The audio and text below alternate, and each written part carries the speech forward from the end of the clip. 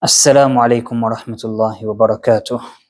I just wanted to share a recent story or an event that happened last week. I went to Masjid al-Nabawi for my lesson with Sheikh Sheikh Abdullah al-Jaarallah.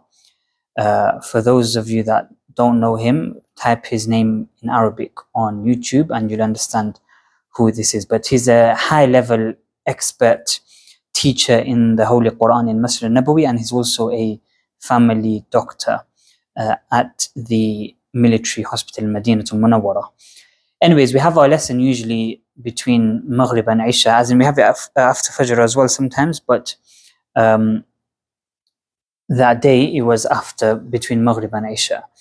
And I went, and it so happened that there was the janaza of one of the workers at the Maqari al-Qur'aniyya, which is the institute that my teacher runs.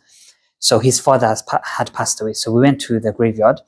And the point of this video is, on my way back from the graveyard, I was walking with Sheikh al-Jaarallah.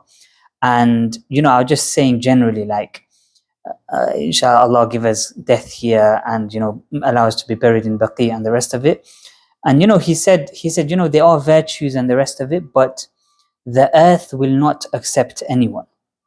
Yani, he said, whether you're buried in Medina or you're buried in Leicester, the earth will not accept you, except the only thing that is accepted or that helps you after is the good a'mal, the good deeds that you performed whilst you're alive. So, it's just motivation for all of us that, we should try to do whatever good that we can whilst we're alive, whilst we're breathing, whilst we have health, wealth maybe as well, time, strength, ability.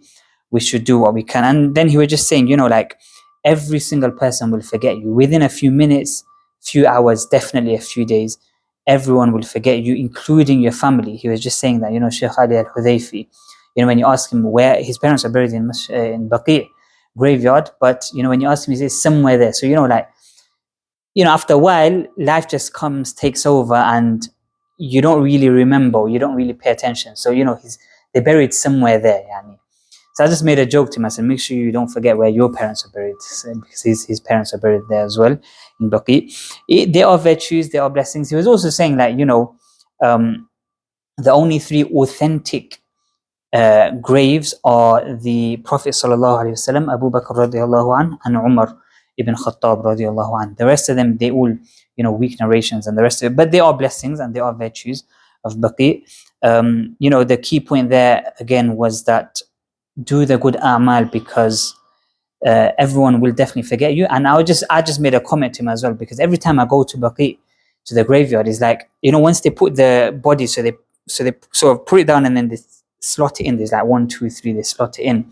But every time they do it, once the body is in, they aggressively, so the key word here is aggressively, they aggressively will throw the dirt over. It's like, it's a symbolism that, they want to get rid of you. It's for those that are alive, they have the duty to bury you as quickly as possible. So it's like they aggressively are throwing the dirt over you. It's like they want you gone. They want to get rid of you.